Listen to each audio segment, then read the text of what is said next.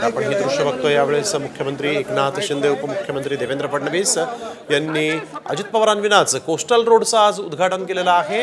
हा coastal road अतिशय महत्त्वाचा वांद्रे वरळी सी लिंकला जोडणारा हा कोस्टल रोड आहे आणि त्या पुलाचं आज मुख्यमंत्री आणि उपमुख्यमंत्र्यांनी उद्घाटन केलेलं आहे। परंतु अजित पवार मात्र या सोहळ्याला उपस्थित नाहीत। यावेळेस एक सगळ्यात मोठी आणि महत्त्वाची बातमी आपण बघतोय, मुंबईकरांचा प्रवास मात्र या पुलामुळे आता आणखी वेगवान होणार आहे। सी लिंक आणि कोस्टल रोडला जोडणारा पूल हा उद्यापासून सुरू होणार आहे। मुख्यमंत्री शिंदेंनी या पुलाची पाहणी केलेली आहे आणि ही मार्गिका शुक्रवारी सकाळी 7 ते रात्री 11 दरम्यान नागरिकांना वाहतुकीसाठी खुली होणार आहे। त्यामुळे मुंबईकरांचा प्रवास आता आणखीन वेगवान आणि सुखकर होणार आहे। मुख्यमंत्री एकनाथ शिंदे उपमुख्यमंत्री देवेंद्र फडणवीस मंगलप्रभात लोढा दीपक केसरकर हे या उद्घाटन सोहळ्याला उपस्थित होते, परंतु अजित पवार मात्र या उद्घाटन सोहळ्याला उपस्थित नाहीत। यावेळेस एक महत्त्वाची राजकीय बातमी आपण बघतोय, आज कोस्टल रोड आणि वांद्रे वरळी सी लिंकला जोडणाऱ्या पुलाचं उद्घाटन झालेलं आहे। उद्यापासून हा पूल वापरण्यास मोकळा होणार आहे। नागरिकांना उद्यापासून सकाळी 7 ते रात्री 11 पर्यंत हा पूल वापरता येईल। परंतु एक महत्त्वाची बाब म्हणजे या पुलाच्या उद्घाटन सोहळ्यात अजित पवार उपस्थित नव्हते।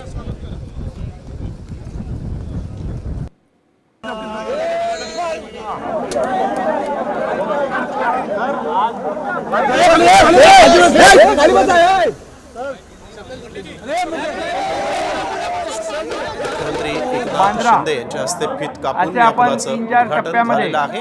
उद्यापासून या पुलाचा कोस्टलचं काम कोस्टल हायवे आपण ओपन केलेला आहे आणि आज सी लिंकला आपण ते जोडलेलं आहे। त्यामुळे आता मरीन ड्राईव्ह ते वांद्र्यापर्यंत फक्त 10 मिनिटांमध्ये मुंबईकरांचा प्रवास होईल। अतिशय सुखकर आणि जलद प्रवास मुंबईकरांना या ठिकाणी करण्याची संधी मिळेल। खरं म्हणजे उद्यालाच खेचलं म्हणून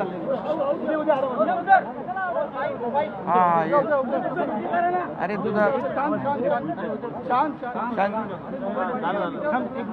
त्यामुळे आजचा जो लोकार्पण जो आपण सी लिंकला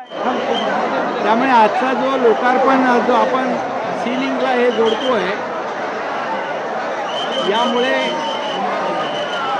मरीन ड्राईव्ह ते वांद्रे सी लिंक हा प्रकल्प लोकांना मोठा दिलासादायक आहे आणि यामध्ये जे पाऊण तास 1 तासाचं अंतर फक्त 10 मिनिटांमध्ये हा प्रवास लोक करतील।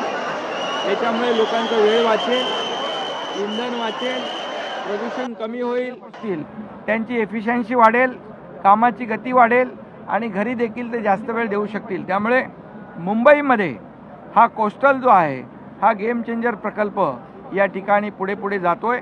आता पुढे वर्सोव्याला जाईल, वर्सोवा ते विरार म्हणजे भाईंदर टू विरार हा देखील प्रकल्प आपण पुढे नेतोय।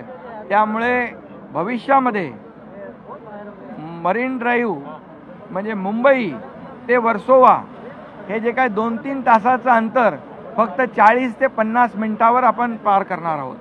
त्यामुळे अशा प्रकारचा हा अतिशय महत्त्वाकांक्षी गेम चेंजर प्रकल्प मुंबईकरांना आज उपलब्ध होतोय।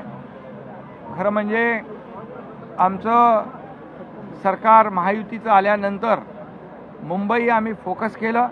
आज हा जर ब्रिज आपण पाहिला तर वरून फोकस केलं, आज हा जर ब्रिज आपण पाहिला तर वरून जर पाहिला तर आपण कुठे विदेशात परदेशात आहोत का, अशा प्रकारची याची घटनावळ केलेली आहे या ब्रिजची आणि सर्व ॲडव्हान्स टेक्नॉलॉजी या ठिकाणी वापरलेली आहे।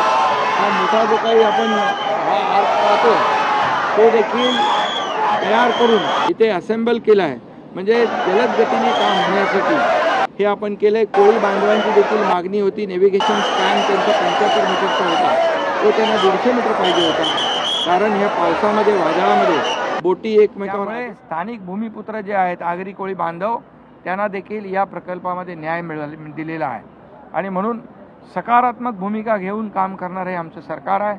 मला आठवतं आहे की याच्या सर्व परवानग्या देवेंद्रजी जेव्हा मुख्यमंत्री होते त्यावेळेस केंद्र सरकारकडून या सर्व परवानग्या त्यांनी मिळवल्या आणि परंतु काम एकाने केलं, परंतु काम म्हणजे लोकांनी केलं, परंतु त्याचं म्हणजे साध्या भूमिपूजनाच्या वेळेस देखील त्यांना बोलवण्याचं काय म्हणतो सौजन्य अवधारी दाखवलं नाही, पण मी त्याच्यात जात नाही भूतकाळामध्ये. आता आपण वर्तमान आणि भविष्यात जाऊ. आणि म्हणून हा कोस्टल जो आहे हा मुंबईकरांना फार मोठा दिलासा देणारा हा प्रकल्प आहे. त्यामुळे आजची ही जी काही जोडणी आहे ही देखील एक बाजूने आपण बघता बघता भाईंदर, पुढे विरार, पालघरपर्यंत हा जाईल.